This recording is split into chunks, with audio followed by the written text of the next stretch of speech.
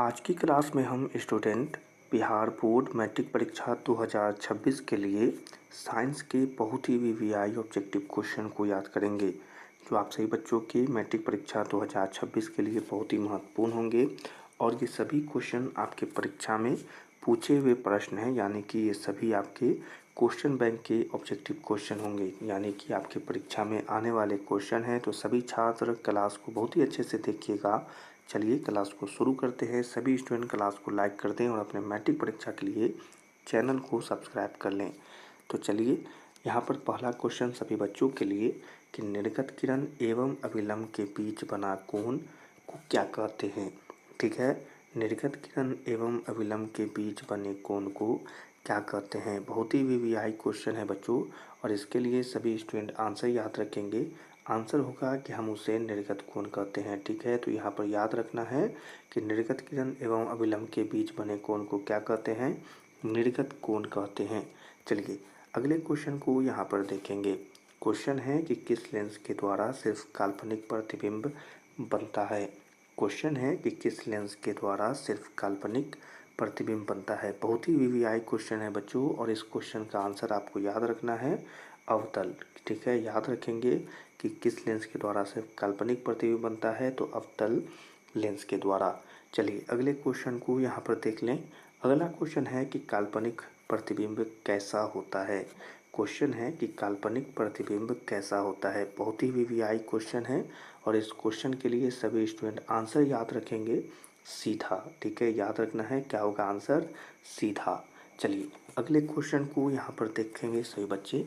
Question यहाँ पर पूछ रहा है बच्चों कि सर्च लाइट का परावर्तक सतह कैसा होता है। क्वेश्चन है सर्च लाइट का परावर्तक सतह कैसा होता है। वीवीआई क्वेश्चन है सही बच्चों के लिए, और सभी स्टूडेंट आंसर याद रखेंगे कि अवतल होता है। ठीक है, याद रखेंगे सर्च लाइट का परावर्तक सतह अवतल होता है। चलिए अगले क्वेश्चन को यहाँ पर देखेंगे सही बच्चे। एक उत्तल लेंस की क्षमता एक डायऑप्टर है, तो उस लेंस की फोकस दूरी क्या होगी। बहुत ही वीवीआई क्वेश्चन बच्चों कि एक उत्तल लेंस की क्षमता एक डायऑप्टर है, तो उस लेंस की फोकस दूरी क्या होगी। तो वीवीआई क्वेश्चन है, सभी स्टूडेंट इस प्रश्न के आंसर को याद रखेंगे कि यहाँ पर इसका आंसर होगा -10 सेंटीमीटर। ठीक है, क्या याद रखना है, -10 सेंटीमीटर।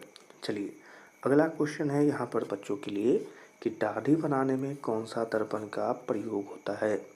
बच्चों क्वेश्चन है कि दाढ़ी बनाने में कौन सा दर्पण का प्रयोग होता है। वीवीआई क्वेश्चन है सही बच्चों के लिए, और इसके लिए आंसर याद रखना है कि अवतल दर्पण का प्रयोग होता है। ठीक है, क्या याद रखेंगे कि अवतल दर्पण का प्रयोग होता है। चलिए अगले क्वेश्चन को यहाँ पर देखेंगे।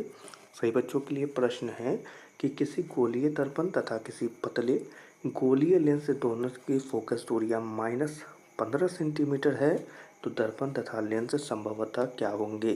प्रश्न है कि किसी गोलीय दर्पण तथा किसी पतले गोलीय लेंस दोनों की फोकस दूरियां -15 सेंटीमीटर है, तो दर्पण तथा लेंस संभवतः क्या होगी।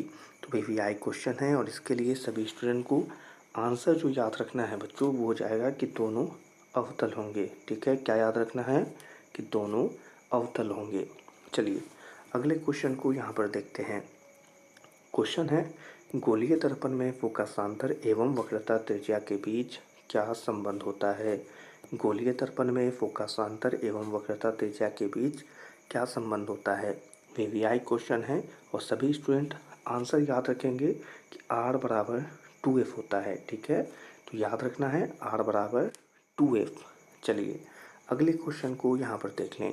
क्वेश्चन है उत्तल लेंस में बना प्रतिबिंब कैसा होता है।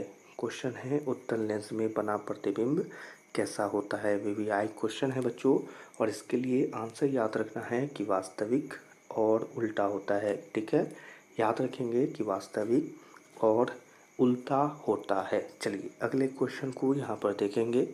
क्वेश्चन है कि सोलर कुकर में प्रयोग किया जाता है। क्वेश्चन है सोलर कुकर में प्रयोग किया जाता है। बहुत ही वीवीआई क्वेश्चन है बच्चों परीक्षा के लिए, और उसके लिए आंसर याद रखना है कि अवतल दर्पण का। ठीक है, क्या याद रखेंगे कि अवतल दर्पण का प्रयोग किया जाता है बच्चों। ठीक है, और इसी आंसर के साथ आज की क्लास की इयत्ता महत्वपूर्ण और वीवीआई क्वेश्चन यहीं पर समाप्त होते हैं। और भी बहुत ही वीवीआई क्वेश्चन आपको अगले क्लासेस में पढ़ाए जाएंगे और आपकी परीक्षा तक आपको बहुत सारा क्वेश्चन पढ़ाया जाएगा, ताकि आपके परीक्षा में आपको ऑब्जेक्टिव में पूरे नंबर प्राप्त हो सके। ठीक है, आज की क्लास को यहीं पर समाप्त करते हैं। सभी स्टूडेंट क्लास को लाइक कर देंगे, अपने मैट्रिक परीक्षा के लिए चैनल को सब्सक्राइब कर देंगे और अपने दोस्तों के साथ शेयर कर देंगे, और इस वीडियो को हाइप भी ज़रूर दे दीजिएगा बच्चों। ठीक है, अगर आपके मोबाइल में शो हो रहा है बच्चों तो हाइप वाला ऑप्शन, तो इस वीडियो को हाइप ज़रूर कर दीजिएगा। ठीक है, ताकि आपकी आज की क्लास में अटेंडेंस लग जाए। सभी छात्रों से मिलेंगे अगली क्लास में, अच्छे से पढ़ाई करते रहिए।